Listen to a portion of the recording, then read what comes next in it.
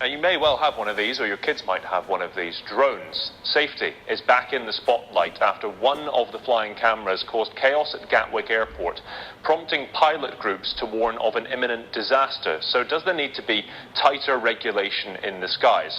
Let's first look at the current rules. Now, all drones weighing more than 7 kilos must not be flown at over a height of 400 feet, and they must always be in the pilot's line of sight on the ground. Most drone reports made by pilots in the air, in planes, to air traffic controllers are made at flight level. That's around 5,000 feet, and some of them have even been reported at up to 35,000 feet as well. Reports of drones near aircraft are on the rise. In 2014, there were only 6 incidents reported. By 2015, that had gone up to 29. And in December alone last year, out of 21 near misses reported to the UK's Air Prox Board, 7 included drones, including a drone that was being flown into conflict with a Chinook helicopter. Quite amazing. Now, if a person is found to have broken the rules on flying drones by going above that allowed height or flying over congested areas without permission, for example, they can be fined up to £2,500. Let's talk more about this. We're joined from our Central London studio by Di Whittingham, the Chief Executive of UK Flight Safety Committee, and in Wiltshire, via Skype, Dominic Cross, the Chief Operating Officer of High Level Photography and Film. Gentlemen, welcome. Now, I want to start by asking what the real risks are for drones going into a plane engine. Well, if I can start with that one, the engines are all certified to withstand bird strikes, and the big difference, of course, between drones and birds is that they are made of different things. So a drone will have in it a lithium battery, which is heavy and contains energy, and an electric motor. So the probability is that it will do significantly more damage to an engine. Now, the engines have a shroud around them, which is supposed to contain any of the debris that comes off with those fans rotating at very high speed. But we have seen in the past with some catastrophic engine failures, you can get debris escaping. So engines are a risk. That said, all pilots are trained to deal with loss of an engine. Perhaps the other danger is, of course, collision with the flight deck area or with some of the flight controls. That is a risk. It will depend very much on the speed of the two airplanes, the relative speed. But of course, one of the platforms that's particularly at risk here are the helicopters. So police, air ambulance helicopters and military helicopters, civil traffic as well, because of the exposed rotor heads, tail rotors and the rotor blades themselves. Okay. So there is risk there. So yes, they can do damage. Dominic, do you think enough people, I mean, obviously doing what you do, I'm sure you understand the regulations to the letter and you stand by them, but for enough people on the ground buying these as birthday gifts, do they realise the kind of damage that Di is talking about that could be done here? No, I don't think they do, and that's the fundamental problem. There are guidelines and there are laws in place to try and encourage people to fly drones safely. And for commercial operators such as ourselves, we fly aircraft, helicopters, fixed-wing aircraft, helicopters and drones. So we have a view from every angle. We understand what those laws are, we understand what the limitations are. For consumers going and buying a drone over the counter, there's no strict guidance that's been given by many of the retailers. Some are getting better, but many are still not passing that information on. And I have to say the government are not doing a great job at the moment of educating people on those limitations. And I think Di picked up on the issue with helicopters. Helicopters often fly very low. Military helicopters where I live in Wiltshire, and police helicopters and air ambulances. And you talked about the 400-foot limit for drones. Often helicopters fly below that. So being able to be situationally aware and understanding what's going on around you is very, very important.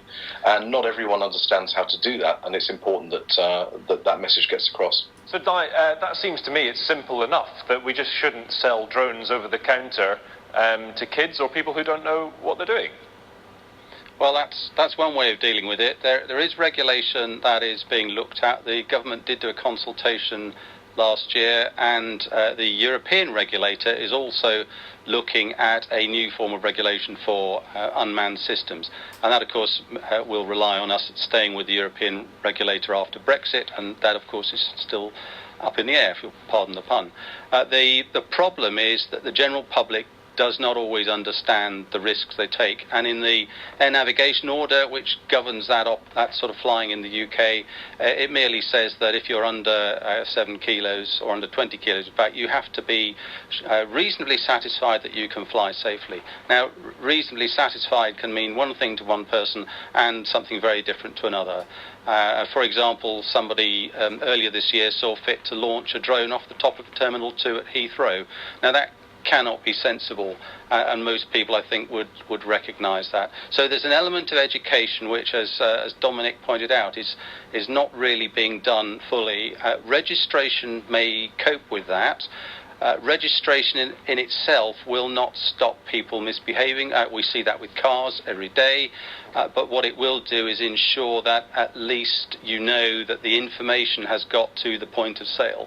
Because at the moment that's a very patchy response. Some very good retailers, others not so clever. Okay, Dominic, would you agree with that registering when buying is an easy next step to implement? And maybe even further than that, what kind of changes to law do you think might be needed?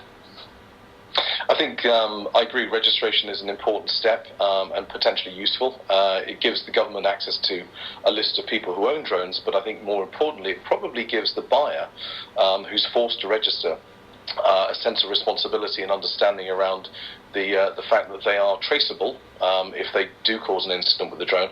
And I think that the one thing that we need to remember, Tom, that the majority of people who I've spoken to who are recreational pilots don't understand the consequences of causing an accident. And it doesn't necessarily have to be something as severe as taking an aircraft out. It could be injuring somebody in a park.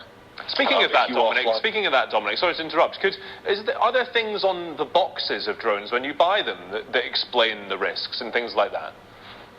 Some of the manufacturers are getting better at that, and they are including information that gives people a guidance as to how to operate them and what the legislation states in terms of respective countries.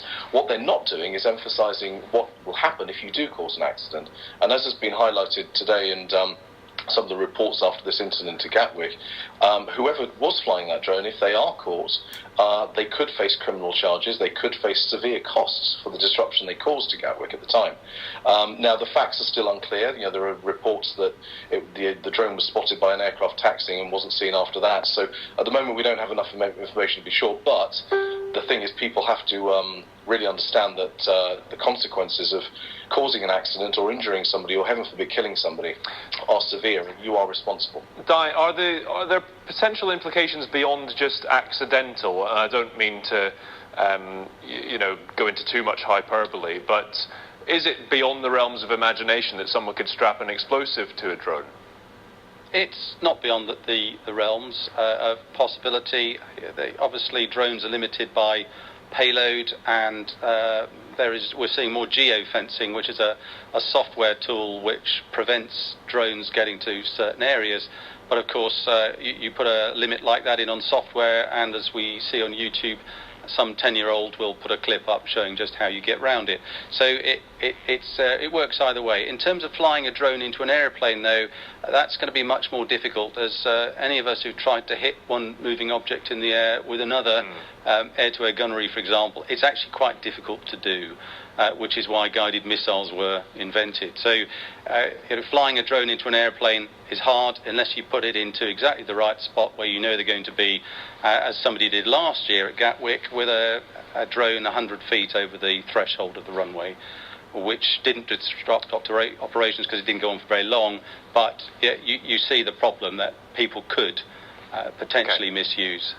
And the Department for Transport is very aware of that, and that there is a team that looks at just that sort of threat. Dominic, if I can finish with you, I mean, we're giving them a bad rap here, but, as your shirt can tell us, drones provide amazing photography and film. It's been an amazing invention for those industries. So for people who do want to get involved and aren't trying to cause trouble, what would you say to them when they buy one in terms of making themselves aware?